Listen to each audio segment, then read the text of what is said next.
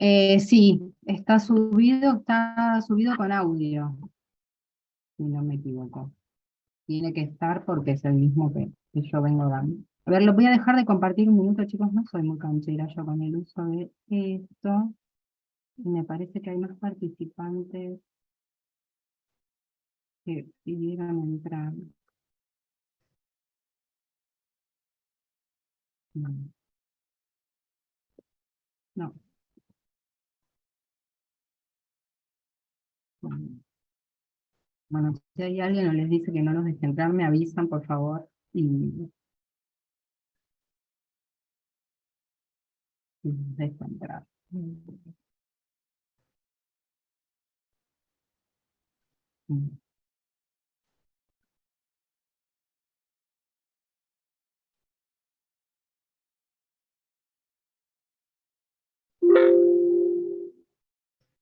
Bueno, vamos a empezar. ¿Quieren? Vamos a hacer así. Les presento algunas de las diapositivas, las primeras, y más o menos por la mitad paramos y hacemos la asistencia y vemos si hay alguna pregunta hasta ese momento, y después seguimos con la segunda mitad. No es muy largo, ¿sí? Bien.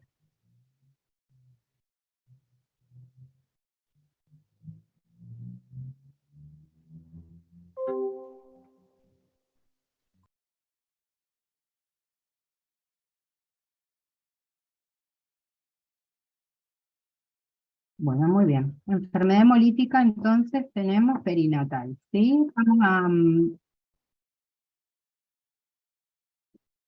Vamos a tratar de interpretar este gráfico que puse aquí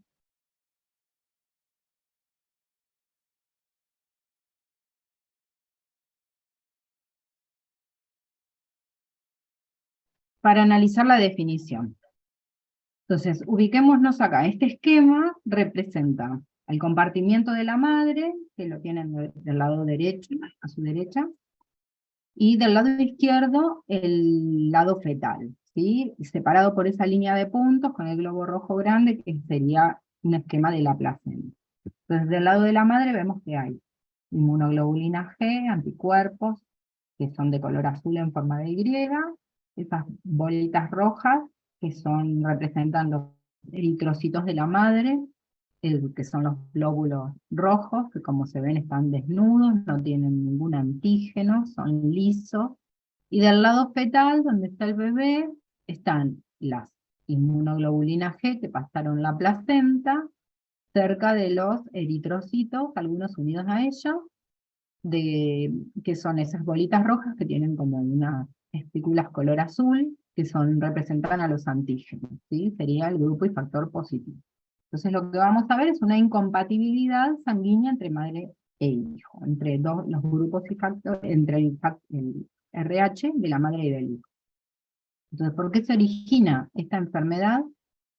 Por el pasaje transplacentario de glóbulos rojos que no tienen el antígeno, perdón, el glóbulo rojo de las inmunoglobulinas G, que afectan a los glóbulos rojos que tienen el antígeno, y que al unirse forman un complejo antígeno-anticuerpo que es destruido por el vaso fetal. Entonces ahí se da la hemólisis, ¿sí? Entonces, pasaje transplacentario de inmunoglobulina G materna contra los antígenos específicos de la membrana del eritrocito. Acá está la definición. Entonces es una afección del feto y del recién nacido que tiene origen por el pasaje a través de la placenta de inmunoglobulinas G maternos que reaccionan con antígenos que están localizados en las membranas de los eritrocitos fetales.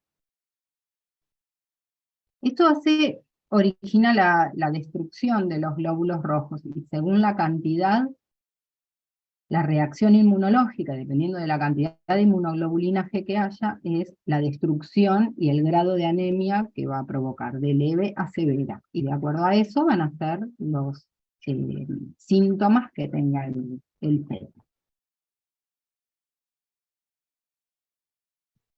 Este tipo de antígenos que están sobre el feto pueden ser de dos tipos, pueden ser carbohidratos o pueden ser de tipo polipéptidos. Los carbohidratos de tipo carbohidrato es el del grupo ABO, y que genera la incompatibilidad ABO. En términos epidemiológicos es la más frecuente, ¿sí? Es en el 85% de los casos, sería la incompatibilidad ABO, y el 15% restante para la RH, o para las que queden, porque además de la RH hay otras. Entonces la incompatibilidad ABO es la que se genera, la hemólisis produce aumento de la bilirrubina, interviene en la enfermedad hemolítica fetal, eh, pero no en la neonatal. Ya vamos a ver en la fisiopatología por qué está esta compensación. Entonces en la vida fetal ese exceso de la bilirrubina hace que el bebé se pigmente de color amarillo, y son esos bebés que están en neo unos días o con su mamá en luminoterapia. Clínicamente eso es lo que se ve, habitualmente es por incompatibilidad. Con respecto a los polipéptidos, también hay antígenos polipeptídicos en la membrana del glóbulo rojo. El más conocido, o el que da la enfermedad más grave, es el del sistema RH, ¿sí? Esto fue descrito alrededor del año 1940, y a partir de ahí se empezó a estudiar la enfermedad. Es RH porque se estudió en los monos macacos rhesus, entonces de ahí viene el nombre RH. Pero no es el único antígeno polipeptídico que hay, también hay, puse algunos nada más, hay GEL, KID, DAFI, y hay otra cantidad grande que forma un conjunto de anticuerpos irregulares a los cuales el feto puede presentar, y la madre puede reaccionar, y puede provocarse la enfermedad de incompatibilidad RH. Entonces, para que se produzca este fenómeno de isoinmunización, tiene que haber el ingreso al torrente circulatorio de antígenos que son incompatibles, que la persona que se va a sensibilizar no posee. Esto se provoca por transfusión, por ejemplo, o por embarazo, en el caso que a nosotros nos ocupa, que estamos viéndolo en las embarazadas. Estamos viendo este caso de embarazo, ¿sí? Pero tengamos en cuenta que si hubiera una transfusión, muy poco probable en este momento, a esta altura, que por un grupo distinto, un grupo de sangre distinto, se provoque el ingreso de eritrocitos al torrente circulatorio. eh, ¿Por qué digo poco probable? Porque hoy en día grupo y factor es lo primero que se va a hacer antes de hacer una transfusión, ¿no? Pero supongamos que eso no pasara, ingresara un número de eritrocitos con capacidad de sensibilización en una persona que no los posee, va a provocar una respuesta inmune. El embarazo provoca lo mismo, ¿sí? Provoca una pequeña cantidad de pasaje de eritrocitos durante la gestación, y también durante algunas maniobras obstétricas, por eso tienen ese porcentaje en la lista de sensibilización y respuesta inmune, porque los abortos, también el ectópico, también puede provocar la sensibilización materna. Entonces, ¿cómo se produce esta respuesta? Como dice ahí, en un primer embarazo, ese primer embarazo no va a sufrir la enfermedad de la isoinmunización RH. Siempre hay riesgo de que se enferme el feto a partir del segundo embarazo. ¿Por qué? Porque en ese primer embarazo ahí recién se desarrollan los anticuerpos anti-RH. La respuesta inmune inicial va a ser una respuesta con IgM, que no van a pasar la placenta, pero a partir del segundo embarazo, como hay memoria inmunológica y van a ser de tipo inmunoglobulina G, que sí pueden pasar la placenta porque tienen menor peso molecular, ahí es donde se va a producir la respuesta. Entonces, en el primer embarazo se va a desarrollar el anticuerpo, pero no va a haber afección en el feto. A partir del segundo embarazo, y en adelante todo el resto, con la mujer una vez sensibilizada ya queda sensibilizada, es donde hay riesgo de desarrollar la enfermedad fetal. De los mecanismos por el cual se puede ocasionar esto, como les decía, de origen transfusional, poco probable hoy en día, por drogadicción endovenosa, eso va a surgir que está en último término, eso va a surgir del interrogatorio para saber si la madre ha tenido drogadicción endovenosa y puede ya estar sensibilizada. En ese caso, el primer embarazo sí podría llegar a estar en riesgo de desarrollar la enfermedad endovenosa. Y lo más frecuente, de origen tocoginecológico. El embarazo es este momento de contacto porque pasan pequeña cantidad de ADN, de eritrocitos fetales al compartimiento materno. El parto y el aborto sensibilizan, el embarazo ectópico, la amniocentesis, porque la amniocentesis puede provocar un sangrado intraabdominal, así que también tiene riesgo de sensibilización.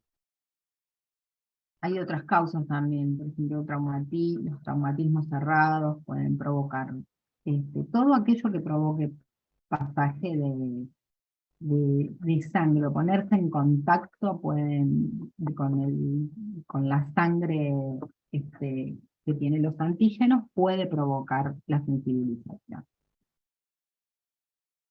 En este cuadro está resumidísimo, en realidad, la fisiopatología. Pues la idea es que tengan idea de qué es lo que pasa en el feto, no exactamente cada paso, ni cada alteración que hay, sí que son múltiples, pero sí tienen que tener solo una idea de a qué es lo que llega el feto. Bueno, la formación entonces del complejo antígeno-anticuerpo, o sea, la fijación de la inmunoglobulina G de la madre, el glóbulo rojo fetal, forma un complejo antígeno-anticuerpo que se presenta al sistema retículo endotelial, especialmente en el vaso, y provoca la destrucción de los glóbulos rojos. Entonces va a provocar tres grandes cosas: anemia, hiperbilirrubinemia y edema. Esas son tres grandes formas clínicas que va a haber en el recién nacido.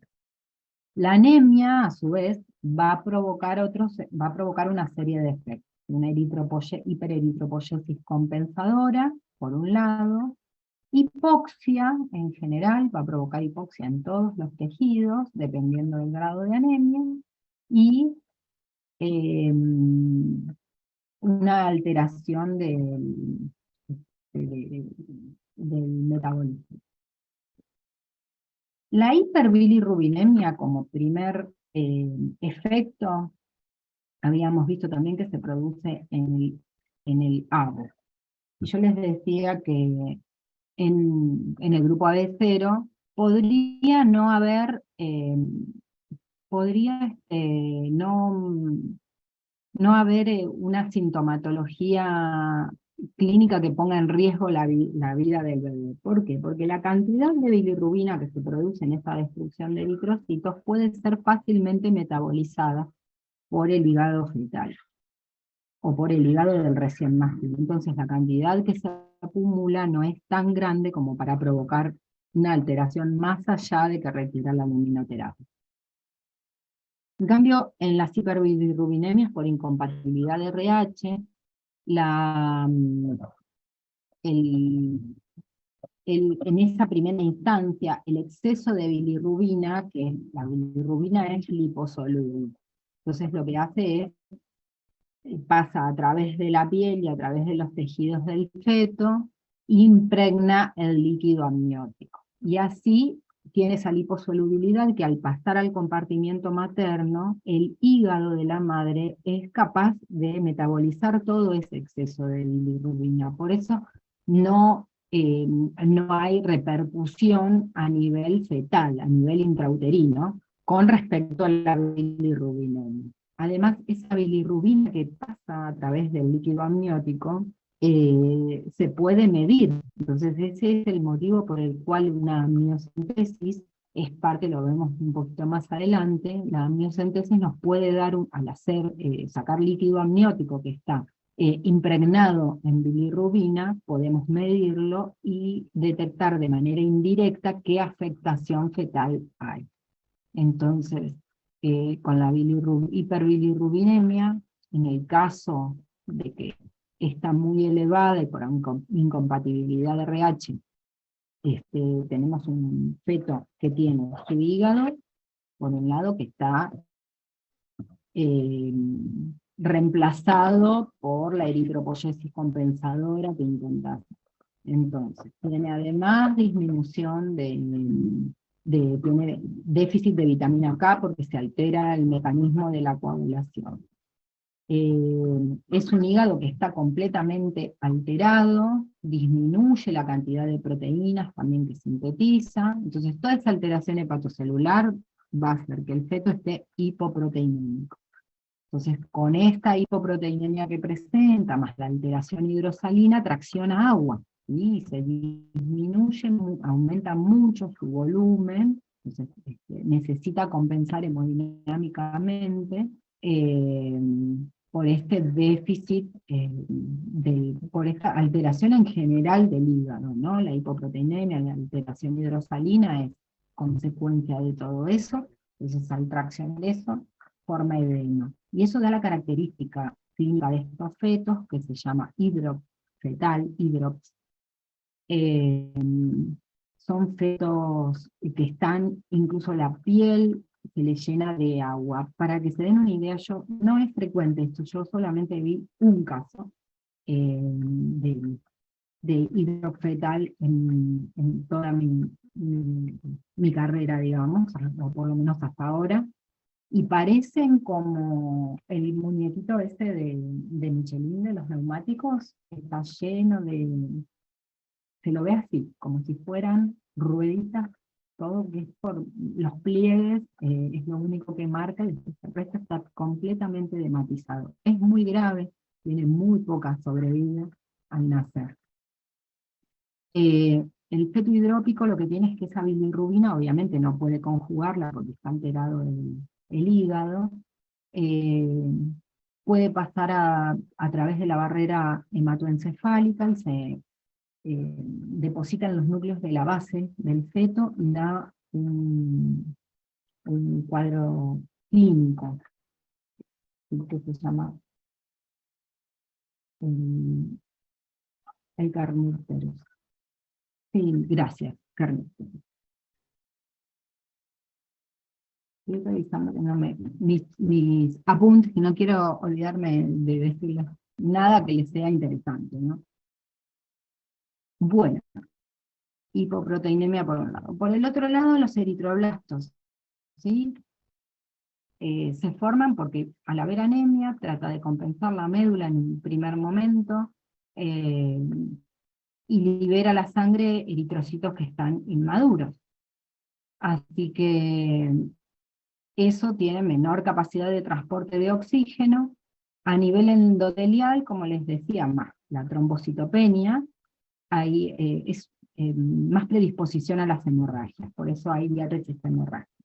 Y por otro lado, en el corazón, otro órgano afectado, la insuficiencia cardíaca por incapacidad también de manejar el volumen minuto, que, que, que está muy aumentado por esta tracción de agua que yo les comentaba.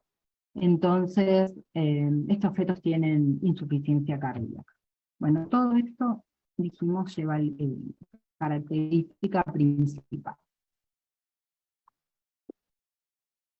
3 grados de severidad, es leve, grave e hidrox. Acá no hay moderado. Si la anemia leve es la que tiene hiperbilirrubinemia e ictericia, en general esta también es la que comparten con el AVO, que solo tiene hiperbilirrubinemia e ictericia. En el caso de enfermedad hemolítica por RH, este tipo de anemia puede llegar a un parto a término a las 37 semanas, así que tienen bastante sobrevida, y eso es si hay una reacción, una respuesta inmune muy leve. Después el grado 2, de anemia grave con hepatoesplenomegalia. En este caso también ya el hígado está, y el vaso están reemplazados con tejido hematopoyético, o sea, trata de hacer hematopoyesis por donde puede el feto. Ahí la terminación del embarazo es entre las 32 y 36, 37 semanas, y es con fines curativos, ¿no? Y el hidrofetal, cuando está diagnosticado, en general se diagnostica precozmente, porque ecográficamente tiene características. En general es hasta las 32 semanas, en 32 semanas se termina.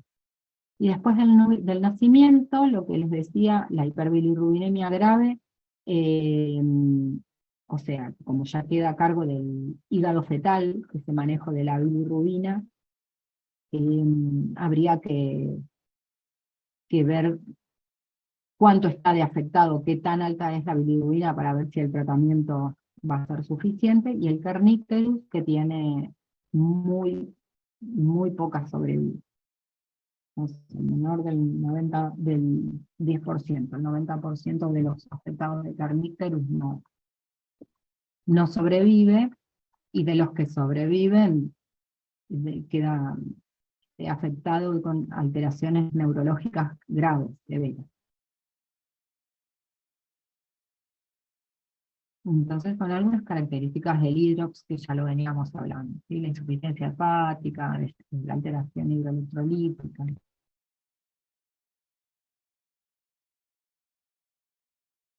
Diagnóstico. El diagnóstico es, se pide esto, investigación de anticuerpos irregulares. Los anticuerpos irregulares se pueden investigar de varias formas. La más común es la prueba de Coombs indirecta, que es la que se le hace a la madre, y después hay otros paneles en medio albuminoso, este reactivo panel comercial. Eso es todo de laboratorio, ¿sí? Uno pide la investigación de anticuerpos irregulares y el laboratorio ve cuál es el método que tiene. En general es la Coombs indirecta, y nos van a informar los resultados.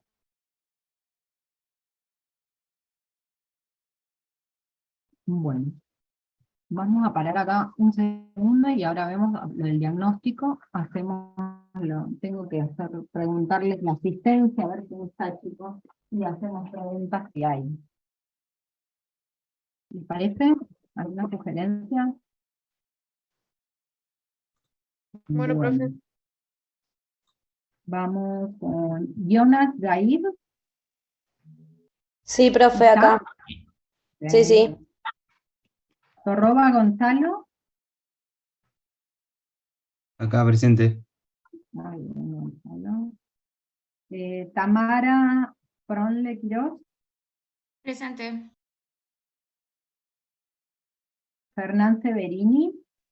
Presente, profe, acá estoy. María Victoria Sepúlveda y Daniela Sandoval. Acá presente, Victoria. Presente, Sandoval. Bueno. Mara Roth. Presente. Aldana Rosenbrock. Reyes María. Presente. Luisina Rashi. Acá presente. Rocío Pil. Presente. Silvana Paterlini. Presente, profe. Agustina Paredes. Presente. Lara Osobnikar. Presente. María Victoria Nocetti. Presente. Karim Nasif. Presente. Gonzalo Muñoz. Presente, doctor.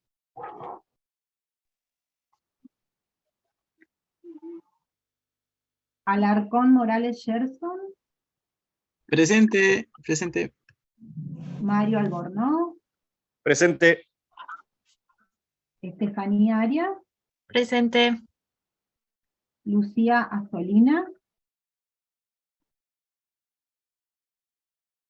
Lucía no está. No. Barbarito Agustina. Tampoco. Brión Paula. Presente. Muy bien, Paula. Santiago Barrera Noelia. Presente. Muy bien. Tatiana Bunter. Presente, profe. Gonzalo Calvo. Presente. Brenda Casanove.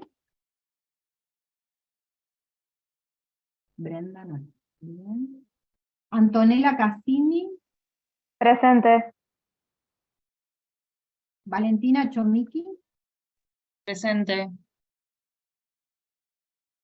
Andrea Colantonio. Presente. Bien. Fuentes Sofía. Presente, profe. Juan García. Acá, presente. Ángeles Giacomini. Presente. Gilligan Sánchez Camila. Camila no está. Diego Guerrero. Presente. Bien. Evelyn Guillermen. Presente. Bien. Andrea Guineo. Presente. Tomás Landstrom. Acá. Presente. Soy yo que no veo, chicos. Bueno, el apellido está claro, pero yo no veo bien. Yamil Luna. Presente. Brenda Maida. Presente. Maldonado Evelyn. Presente. María Sofía Manzano.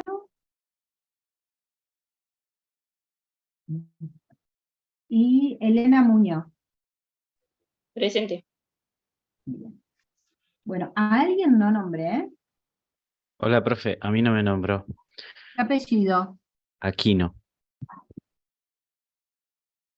Aquí no. No te nombré y te puse presente. Ah, bueno. Gracias. Ahí está. Entonces, a ver si anoté los ausentes bien. Lucía Azolina.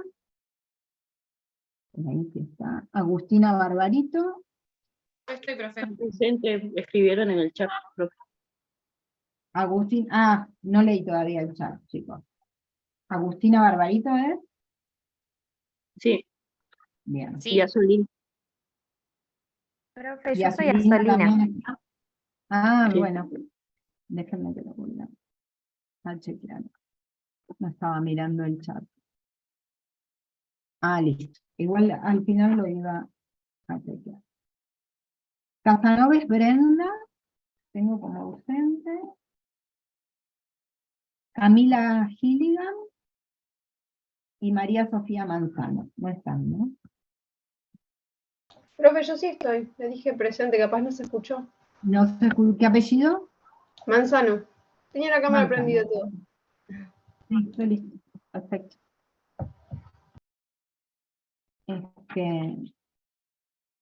No es fácil este sistema antiguo. Bueno, chicos, vamos a seguir ahora. ¿Hasta acá alguna pregunta?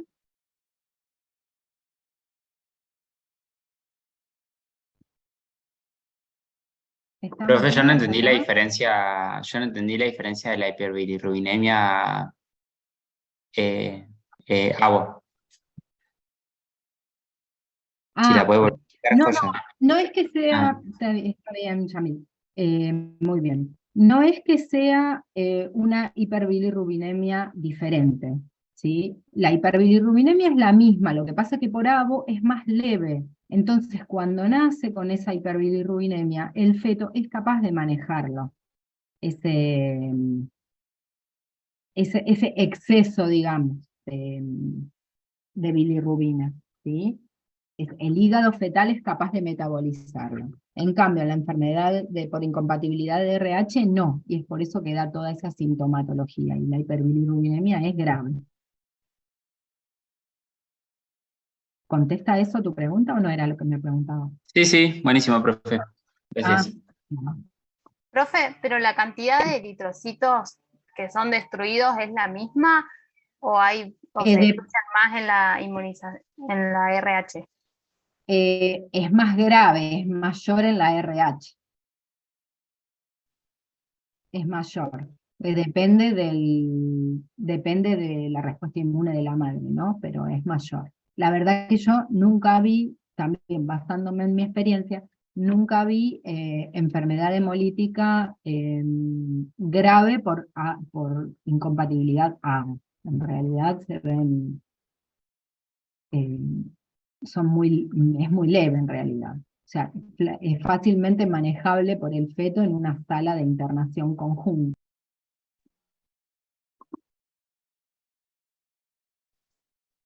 ¿Contesta eso? Sí, sí. Bien.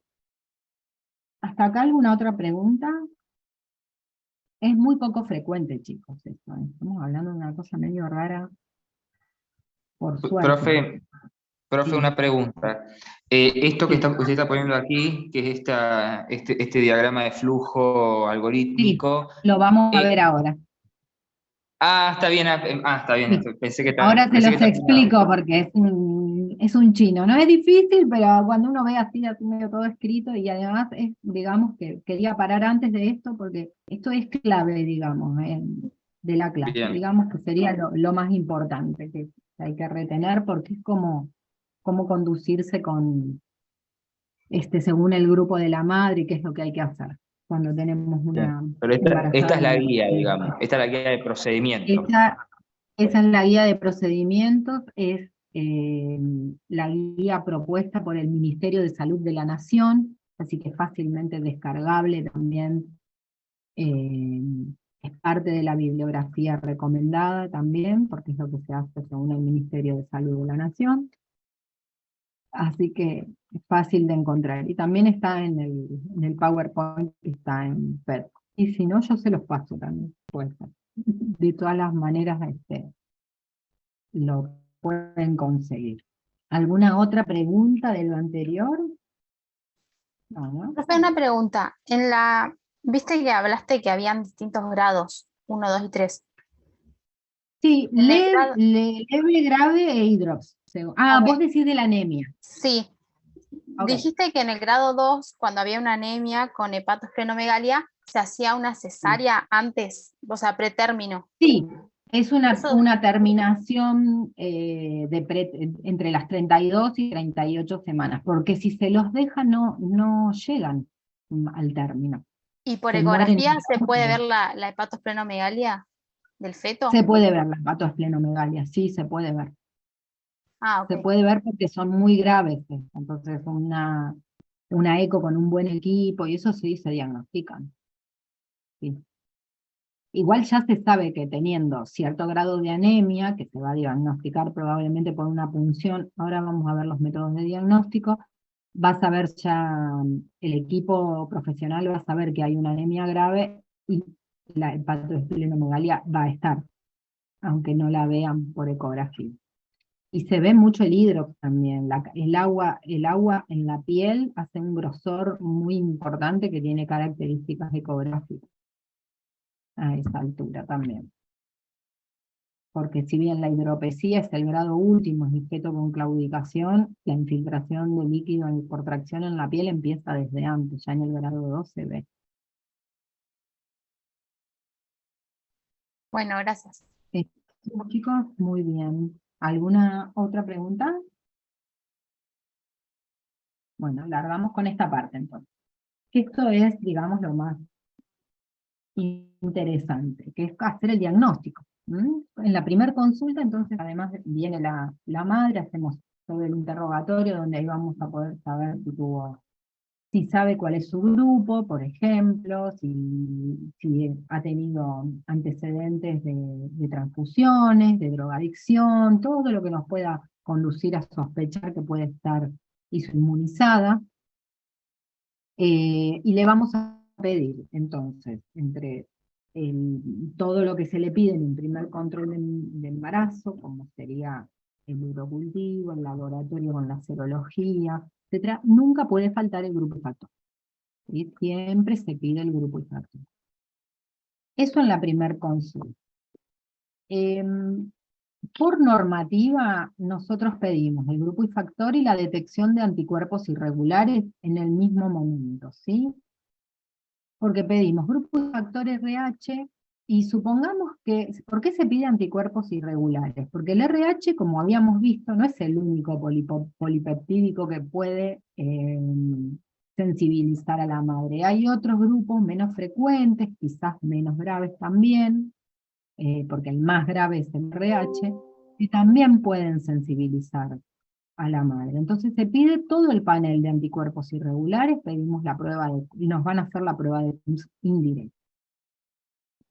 Entonces, primero vamos a seguir la parte celeste, ¿sí? La parte celeste vendría a ser lo más frecuente, y es la de la madre que no queda sensibilizada, ¿sí? La parte naranja amarilla, acá naranja, ya es lo que vamos a hacer con los fetos que ya están sensibilizados. Entonces vamos con la partecita azul. Tanto si la madre es, ¿por qué sale flecha del RH positivo y RH negativo a detección de anticuerpos irregulares? Por lo que les comentaba de los polipeptídicos, porque tanto como si C es RH positivo o negativo, puede tener algún otro anticuerpo irregular que no es el RH, y también hay que detectarlos y pueden ser causa de sensibilización. Pero supongamos que los anticuerpos de esta madre son negativos, entonces seguimos por el caminito negativo. Y con eso no nos quedamos en el primer control, porque quizá hay embarazadas que consultan tardíamente, pero la mayoría viene precozmente, viene en primer trimestre, así que tenemos todavía todo el embarazo por seguir detectando. Entonces, si los anticuerpos son negativos, vamos a seguir pidiendo los anticuerpos mensualmente. Acá en este cuadrito dice detección de anticuerpos al menos una vez antes de la semana 28, o sea, al menos una vez más, porque lo ideal es poder hacérselo mensualmente. Pero la verdad que hay embarazos que no vuelven al control a pesar de intentar la recaptación, o que vienen tarde, o que desaparecen, o se mudan, o lo que sea, entonces no tenemos ese contacto con la madre y no le podemos hacer el pedido mensual de prueba de Kuhn, o de pedido de anticuerpos. Entonces, detectamos los anticuerpos al menos una vez antes de la semana 28. Supongamos que estos anticuerpos nos siguen dando negativos, ¿no? O sea, que los anticuerpos seguimos pidiendo y siguen viniendo todos negativos, seguimos con el control prenatal normalmente, sin hacer ninguna intervención. Y si sabemos que tenemos una herramienta más, que como la mamá es RH negativo, vamos a la flecha larga que va hacia abajo, que está en el extremo de la derecha, entre la semana 28 y 32, le vamos a hacer la profilaxis con la vacuna, que es la inmunoglobulina humana anti-D, que es la anti-RH, y que se hace intramuscular, al menos 250 microgramos, porque las presentaciones son de 250 y de 330 microgramos, ¿sí? Es para la cantidad neutralizada.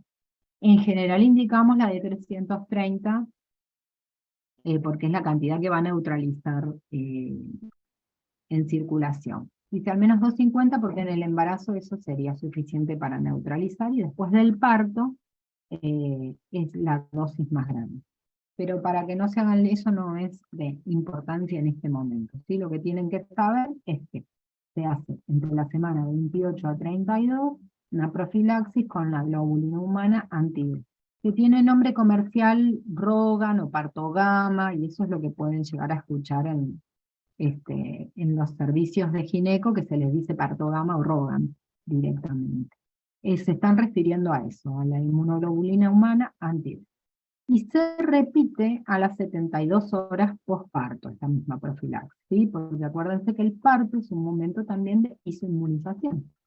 Entonces, posparto dentro de las 72 horas y solo si el feto es grupo y factor positivo, porque si el feto es grupo y factor negativo, no hay chance de sensibilización, entonces la gamma globulina no se hace. ¿Sí? Repasemos entonces.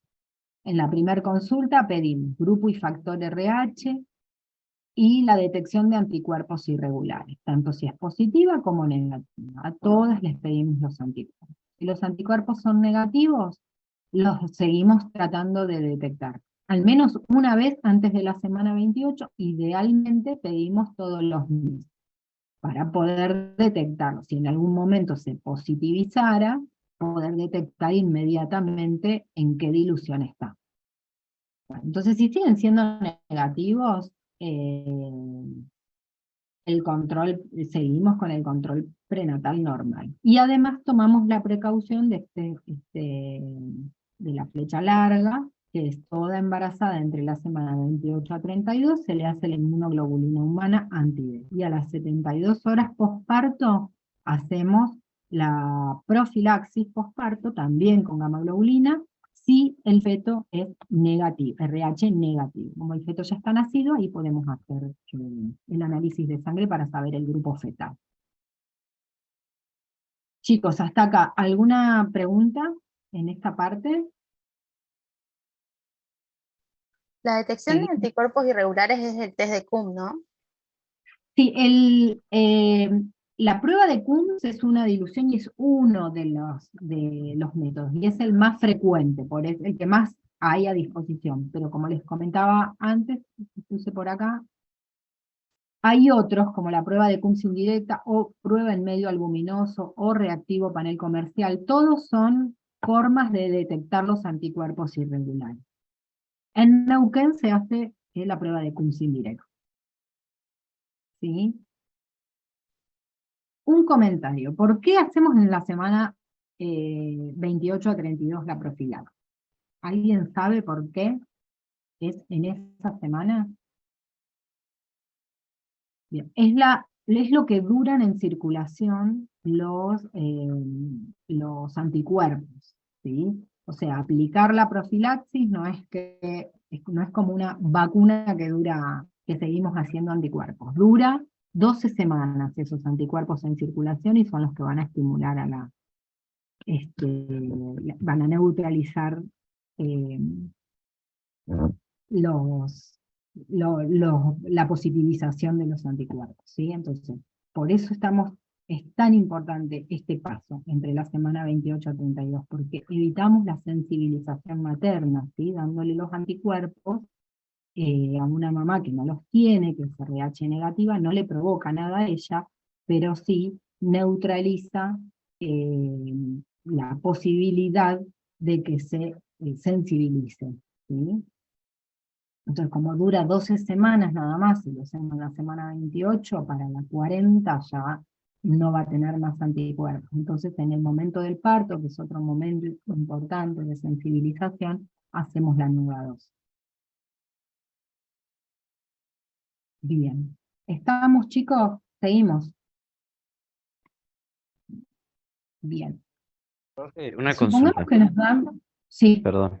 Ah, Entonces, no, ¿la profilaxis se le hace al feto RH negativo? exactamente. Ah, No, al positivo. Al bien. positivo. Si el bebé... A ver, la profilaxis se le hace a la madre, para empezar, no al feto.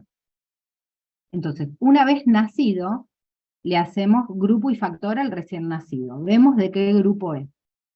Si el grupo y factor del bebé es negativo, no le hacemos profilaxis a la mamá, o sea, la nueva gamma globulina humana anti-D. No se la hacemos porque como es negativo, no hay riesgo de sensibilización, o sea, no se sensibilizó en todo el embarazo seguro. Pero si el feto es positivo, sí le hacemos a la mamá nuevamente la profilaxis. Al feto no se le hace nada. Si es un feto masculino, seguramente no recibirá la profilaxis. Si es un feto femenino y llegará a embarazarse en algún momento, habrá que evaluar en este momento, su sensibilización, su incompatibilidad. ¿Estamos con lo de los grupos del bebé? Sí, gracias. Bien. Y la de la profilaxis de 28 y 32 sí se hace a todas. Se le hace a todas las madres negativas, porque como todavía el feto no nació, no sabemos qué grupo es. Y acá no tenemos al alcance algunos procedimientos que se hacen en sangre materna para detectar. ¿Escucharon ustedes hablar del ADN fetal, etcétera? ¿Puede ser? Hay formas de detectar el grupo y factor del recién nacido, pero no está a disposición, en Argentina por lo menos. Así que como no sabemos de qué grupo va a ser el bebé al nacer, entre la 28 y 32, a toda madre embarazada, grupo RH negativo, le hacemos la profilaxis. Y al nacimiento depende, la profilaxis en la madre depende del grupo y factor del que tiene el bebé que nació. Muchas veces son negativos los bebés, entonces no hace falta seguir con la profilaxis. Eso puede pasar, sacar el grupo y factor de la madre, no hay problema. Se escucha muy bajito, ¿escuché, profe? ¿Puede ser? Ahí sí me acerco más. Ahí está, Valentina, sí. Entonces, ahí al esquema le faltaría la dosis que se da durante el parto. No, es las 72 horas posparto, es ese es el último azul, sería esa parte, que es posnacimiento. Bueno, ¿seguimos con los positivos ahora? ¿O hay alguna duda más? Esto quiero que les tiene que quedar claro, digamos. Bien, con los anticuerpos positivos. Acá en azul ven que dice fenotipo RH materno. Acá sí yo le haría un cambio al esquema, digamos. Nosotros le pedimos al padre, además de pedirle serología, BDRL, hepatitis B y HIV, le pedimos el grupo y factor también. Y se lo pedimos en la primera consulta, cuando sale, si tenemos acceso al papá, ¿no? Del bebé, por supuesto. Se lo pedimos ahí en la primera consulta, no esperando que sea positivo. Se los pedimos a todos, en realidad. Bueno, si los anticuerpos entonces son positivos, tenemos que identificar el anticuerpo, lo que yo les decía, la mayoría son muy poco frecuentes los que no son positivos de RH, o sea, que sea cualquier otro anticuerpo irregular de esos raros y poco frecuentes que les había nombrado al principio. Pero podría llegar a pasar. Entonces, si el bebé tiene, la madre tiene el anticuerpo, porque el bebé la sensibilizó, y tiene un anticuerpo que es positivo, lo vamos a titular cada 28 días. Todo esto, esta parte amarilla, se hace en hospitales de alta complejidad. Ningún hospital chico puede hacer seguimiento de esto. De hecho, hay hospitales que son referentes, hay creo que 6 en total en el país. En nuestro hospital lo sigue el Hospital Castro Rendón y eventualmente lo derivará a otro equipo de inmunohematología perinatal. Hay muy pocos hospitales que tienen ese equipo, ¿sí? Y bueno, en línea punteada, sigue para abajo los estudios complementarios, que ahora los desarrollamos un poquito para que vean qué es lo que hay que pedir y qué es lo que interesa de cada estudio, ¿sí?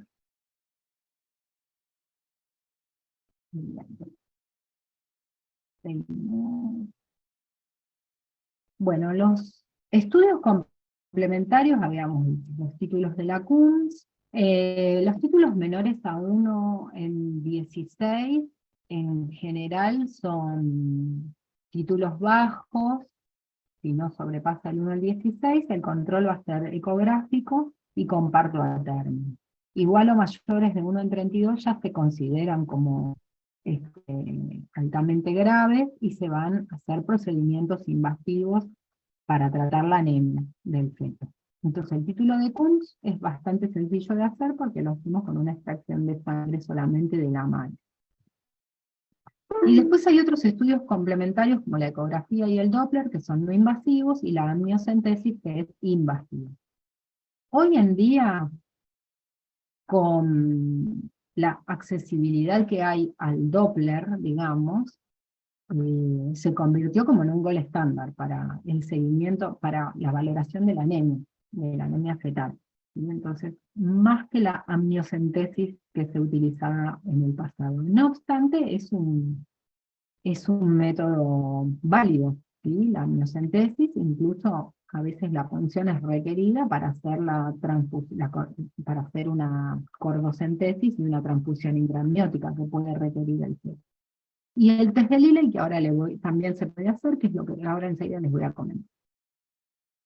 La ecografía como método complementario de diagnóstico es sencillo, sumamente accesible en cualquier servicio, y vamos a controlar el crecimiento fetal, la biometría, el grosor placentario, que en este caso va a estar aumentado. Acuérdense lo que yo les decía de cómo tracciona líquido todo el embarazo, está todo edemático, hay edema por dos lados, en el feto, en la placenta, el cordón es gruesísimo, entonces el grosor placentario también va a estar aumentado. Se va a detectar ascitis, edema, derrames pleurales, o líquido por todos lados en el hidrofetal, características fetales, y guiar la amniocentesis, ¿sí? En el caso de que se requiriera o que se fuera a hacer ese procedimiento. Para la transfusión intraamniótica no se usa tanto la cordocentesis, sí, para la transfusión intrauterina. Y después lo que les comentaba yo, el Doppler de la arteria cerebral media, muy usado ahora como método de diagnóstico, el estándar, diría yo, método más importante para predecir la anemia fetal. La característica es, a ver, esto es muy del especialista, el ecografista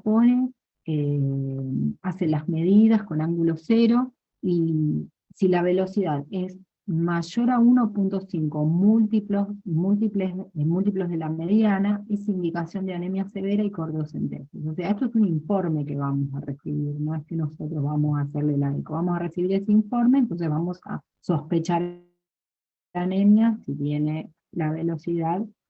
Se cortó, chicos, porque me dice que mi conexión es inestable. ¿Me escuchan? Sí, profesor, escuchan. Yo le quería hacer una pregunta. Recién cuando nombró edemas, ascitis, ¿es en la madre?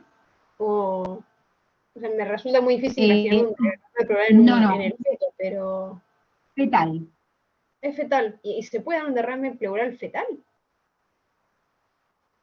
Se puede dar un derrame pleural fetal, sí. Porque, yo te cuento, el feto hidrópico, yo la verdad que no tengo algo para mostrarle.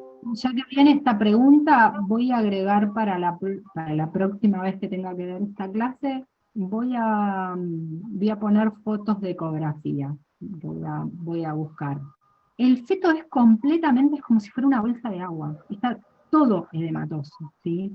Entonces, se puede ver el derrame por todos lados, incluso intraperitoneales, ¿sí? Intraperitoneales, pleurales, pericárdicos. La detección de edemas, si esto lo hacen en un equipo de inmunohematología perinatal, son equipos de altísima complejidad y pueden visualizarlo. Probablemente en el hospital en el que yo trabajo no lo vayan a ver, pero sí pero pueden ver todo esto, ¿sí? Incluso el edema de la piel se puede ver. Así Perfecto, que, profe, muchas gracias. bueno, ¿quién me había preguntado? ¿Sofía?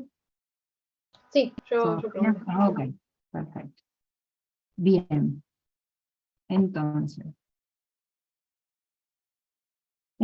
dentro de los métodos de diagnóstico tenemos no invasivos, los títulos de Kunz porque se le hacen a la madre, y con examen de sangre, la ecografía y el Doppler de la arteria cerebral media, muy fácil de de realizar también de accesibilidad, o los invasivos con la amniocentesis y cordocentesis.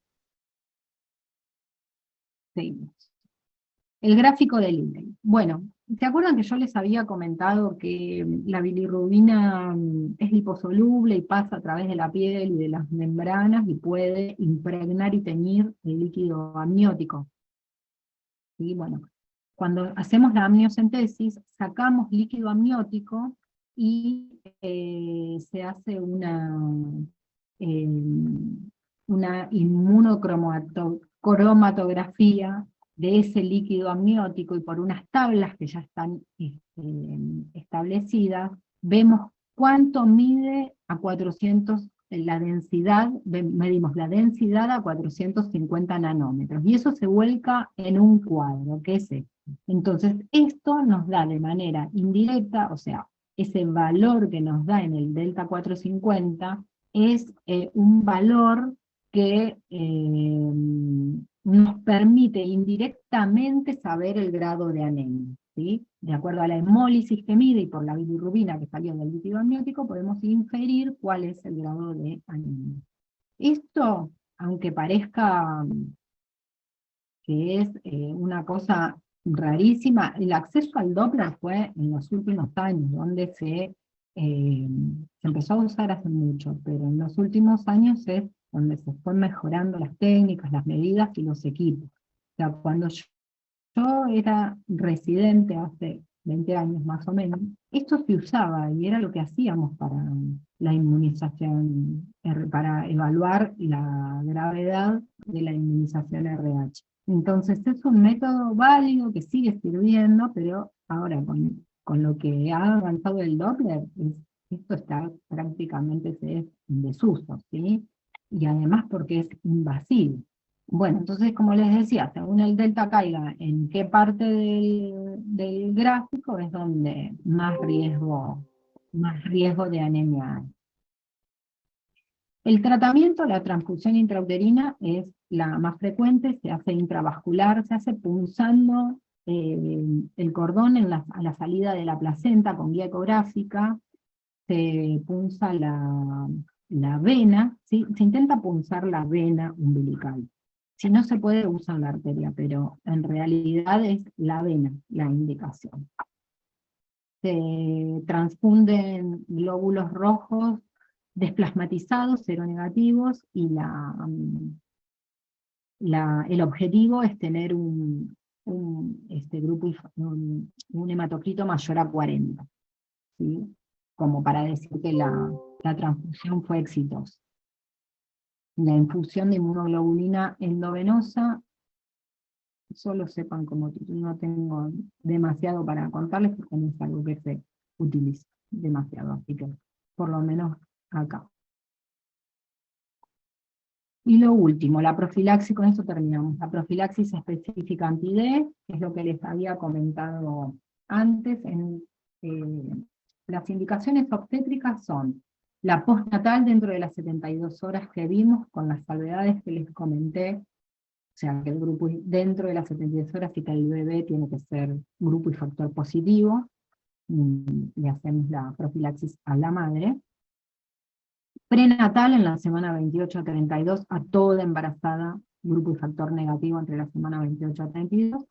Otras causas son el aborto espontáneo provocado, la amniocentesis, punción de vellosidad, el ectópico, muerte fetal intraútero o el trauma abdominal, porque todo eso puede provocar que pase sangre, aunque sean escasas cantidades, del compartimiento fetal al compartimiento materno.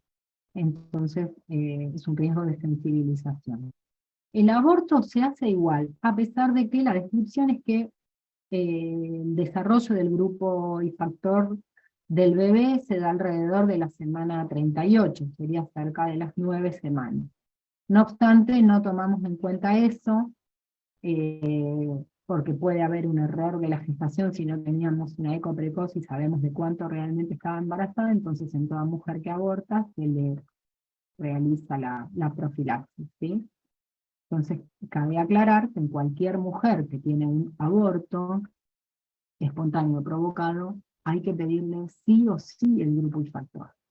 porque yo diría que es hasta más importante en ese momento que en un primer momento que un hematocrito, porque se condiciona la vida obstétrica después si esa mujer es negativa, o sea, entra en riesgo de sensibilización.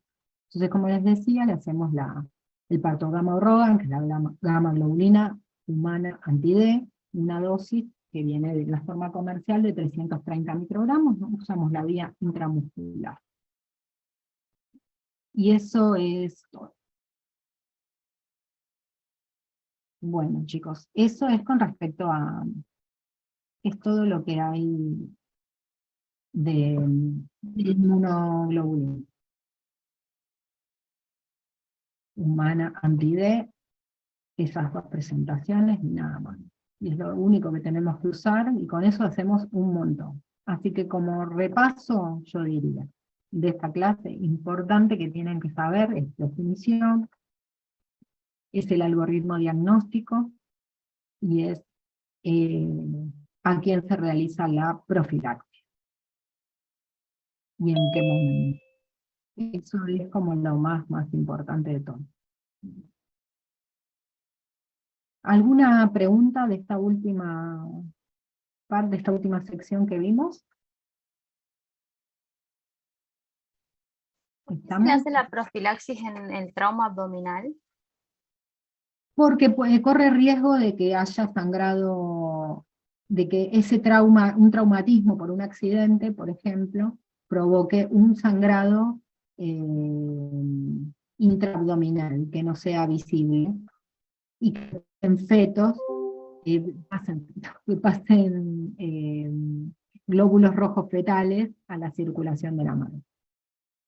Ah, es trauma abdominal cuando está embarazada, no Cuando está embarazada, claro. claro, sí, trauma abdominal en el embarazo. Otra cosa para corregir, Micaela, gracias, lo voy a poner, lo voy a aclarar.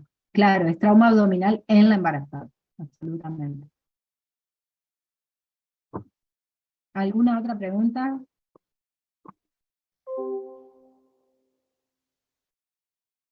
Bueno, chicos, entonces, si no hay más dudas,